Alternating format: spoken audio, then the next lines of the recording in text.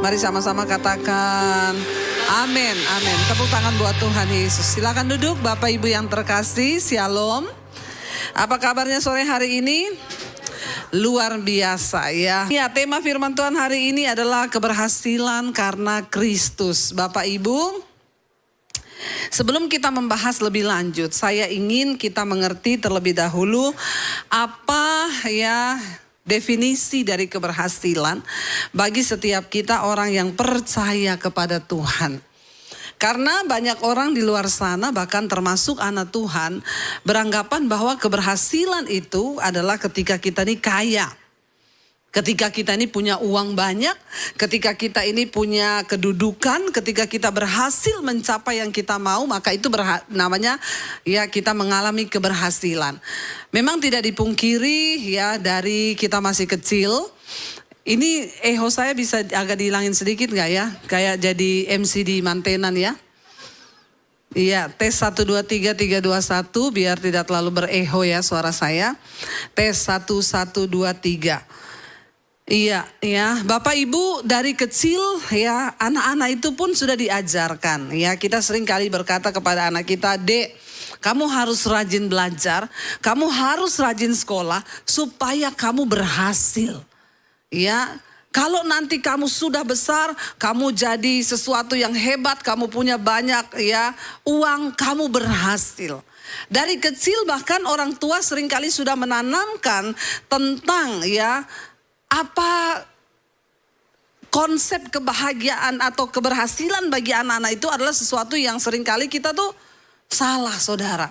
Jadi dari dulu kita ini memahami bahwa keberhasilan itu adalah waktu kita punya uang banyak, waktu kita berhasil, waktu kita mendapatkan yang kita mau, cita-cita kita dapatkan, oh itu berhasil. Padahal kita lupa, ya banyak loh orang yang punya jabatan, punya kekayaan, tapi mereka tidak berhasil di hadapan Tuhan. Nah, konteks keberhasilan yang benar di hadapan Tuhan itu adalah apa? Ketika kita ini mengenal kehendak Tuhan di dalam hidup kita dan kita melakukannya, itulah keberhasilan yang sesungguhnya. Saya itu selalu bilang kepada anak-anak saya, ya mami gak tuntut kamu itu terlalu pintar di sekolah. Mami tidak berharap kamu harus juara 1 atau juara umum. Karena itu bukan tolak ukur keberhasilan dalam kehidupan orang Kristen, orang percaya. Buat apa kamu pintar di sekolah, kamu dapat nilai bagus, tapi kamu gak ngerti kehendak Tuhan atas hidupmu. Saya bilang kepada anak-anak saya, setiap kita itu nanti punya proses sendiri-sendiri dengan Tuhan. Ya, bahkan saya nih saudara, dulu saya waktu sekolah suka bolos, tapi jangan ditiru, ini adegan berbahaya. Hanya dilakukan oleh para ahli saja ya. Saya bolos sama teman saya. Teman saya bilang, teman saya bilang, "Dep, kamu lompat duluan ya." Lihat keadaan. Saya lempar tas saya saudara, yang tangkap kepala sekolah saya dari bawah. Saya panjat tembok, sampai di atas saya lihat ke bawah, kepala sekolah saya bilang, "Turun. Kamu jangan kasih tahu, turun." Teman saya bilang, "Aman Dep." "Aman. Aman, lompat." Saya lompat saudara. Ya udah dijewer sama kepala sekolah saya di bawah. Teman saya lompat sampai di atas. Turun. Ya. Saya bilang sama anak saya itu dulu mami waktu sekolah begitu. Mami gak pintar-pintar banget. Tapi ketika mami ketemu Tuhan. Mami ketemu rencana Tuhan. Mami ngerti kehendak Tuhan. Maka mami memperoleh keberhasilan di dalam hidup. Waktu mami tepat melakukan apa yang Tuhan mau, katakan. Maka jangan paksa anakmu, saudara. Hari-hari ini banyak orang tua anak masih bayi disekolahin les matematika, les bahasa Inggris, les bahasa Mandarin, les ini, les itu. Gak punya waktu, harusnya dia masih bermain. Tapi dicekokin semua ilmu. Awas lo ada orang tua, engkau mengambil masa kecil anak-anakmu yang harusnya dia bahagia. Makanya semakin kesini semakin banyak anak yang stres dan depresi. Kenapa? Karena dia pikir kalau anak dia bekali ini cekokin, semua dilesin. Tapi gak ada orang tua yang lesin Alkitab. Ya Pak ya.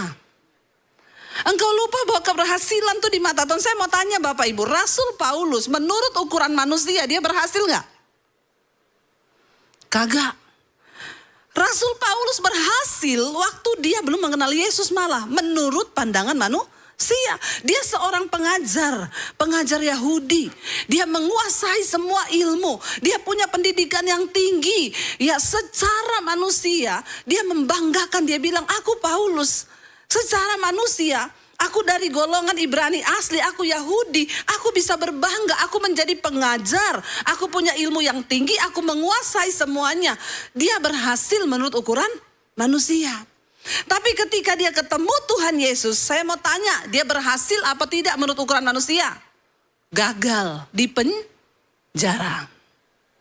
Dia di penjara, dia dianiaya, dia menjadi sasaran orang-orang yang akan menghukum, merajam dia pakai batu. Secara mata manusia semua akan bilang dia tidak berhasil, dia miskin.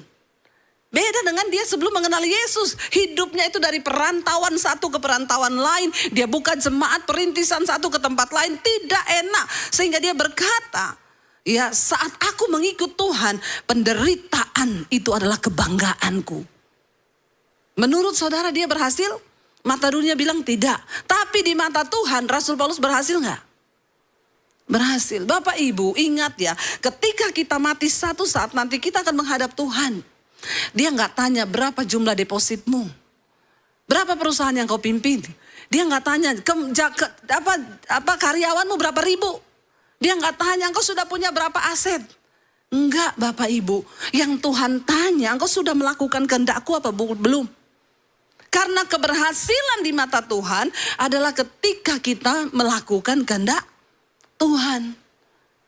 Mari kita buka bersama 2 Korintus pasal yang keempat, ayat yang pertama. Firman Tuhan di sana judul perikopnya.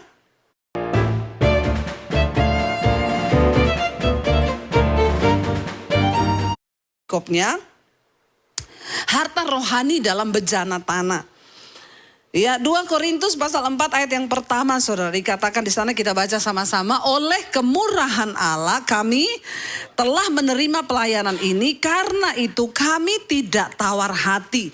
Bayangkan ya, Rasul Paulus yang tadinya pinter, hebat, pengajar, punya kedudukan di kalangan orang Yahudi, tiba-tiba terima Yesus, dibuang, dilecehkan, bahkan dia dipenjara, dia difitnah, dia dilakukan semua yang tidak enak. Lalu dia mulai masuk ke pelayanan. Tapi dia bisa berkata, oleh karena kemurahan Allah, kami telah menerima pelayanan ini. Padahal di mata dunia pelayanan itu berharga enggak? Enggak. Dia berpindah dari satu pulau ke pulau lain, dari satu kota ke kota lain. Secara mata manusia, dia enggak dapat apa-apa. Lebih terhormat ketika dia dulu jadi pengajar di Yahudi. Dia disanjung, dia dipuji. Tapi dia bisa menerima dulu ketika dia belum mengenal Yesus. Dia bilang semua karena kebanggaanku. Aku seorang pengajar, aku seorang hebat, aku seorang pintar. Tapi ketika dia terima Yesus, dia dipermalukan, direndahkan, dikosongkan oleh Tuhan. Tapi dia baru bisa berkata, oleh karena kemurahan Allah. Semua keberhasilan yang diraih itu karena Kristus. Lalu dia bilang, karena itu kami tidak tawar hati. Hanya orang yang mengerti bahwa semua yang terjadi dalam hidupnya itu adalah kemurahan Tuhan. Hanya mereka yang akan menjadi orang-orang yang tidak gampang tawar hati. Saudara, dalam hidup ini kita harus percaya bahwa semua karena kemurahan Tuhan. Entah engkau senang atau tidak, karena keberhasilan dalam Tuhan bukan soal hanya engkau senang saja. Ada keberhasilan yang membuat kita tuh tidak senang. Tapi di mata Tuhan kita tuh berhasil. Ketika kita mampu mengerti kehendak Tuhan di balik setiap proses. Kalau hari ini saudara ditipu, ya mungkin itu kemurahan Tuhan. Bilang amin dong. Nggak ada yang mau bilang amin, ini belum mengerti, ini paradigmanya belum dirubah ya. Kita berdoa, waktu Rasul Paulus bertemu Yesus, paradigmanya dirubah. Ya, sesuatu yang tidak enak, dia bilang kebanggaanku adalah penderitaan. Ada orang saudara mau jadikan kebanggaannya penderitaan? Nggak ada kan? Kenapa Rasul Paulus begitu gila dengan berkata bahwa kebanggaanku adalah penderitaan. Terlebih suka aku menderita karena nama Kristus loh. Siapa yang mau menderita? Tapi paradigmanya dirubah. Bagi dia, dagingnya disiksa, bagi dia penderitaan itu sebuah keberhasilan dalam Tuhan. Cobalah mengerti akan kehendak Tuhan. Waktu kita tahu bahwa semua yang ada di hidup kita ini kemurahan Tuhan saja, kita tidak mudah menjadi orang yang tawar hati, kecewa sama Tuhan, kecewa sama manusia. Karena kita tahu semua yang terjadi atas hidup kita itu adalah karena kemurahan Tuhan. Enak atau tidak enak. Kita lompat ayat yang ke-6 berkata di sana. Ayat yang ke-6. 1, 2, 3. Sebab Allah yang telah berfirman, dari dalam gelap akan terbit terang. Ia juga yang membuat terangnya bercahaya di dalam hati kita, supaya kita beroleh terang dari pengetahuan tentang kemuliaan Allah yang nampak pada wajah Kristus. Bagaimana seseorang bisa berhasil di hadapan Tuhan? Waktu hatimu diterangi oleh terang Kristus, katakan. Waktu hati kita diterangi oleh firman, oleh terang Kristus, engkau bisa memandang setiap persoalan, peristiwa di hidupmu itu dengan cara pandang Tuhan. Saudara, engkau butuh terang Kristus dalam hidupmu untuk bisa melihat setiap keberhasilan itu dari Tuhan. Ayat yang ke-7 berkata begini, yang terakhir kita baca bersama. Tetapi harta ini kami punyai dalam bejana tanah liat, supaya nyata bahwa kekuatan yang melimpah-limpah itu berasal dari Allah, bukan dari diri kami. Itu loh keberhasilan. Kenapa kita ini dikasih bejana hanya dari tanah? Saudara percaya atau tidak, setuju atau tidak, saudara kita semua ini tercipta dari tanah, hanya jenisnya yang beda.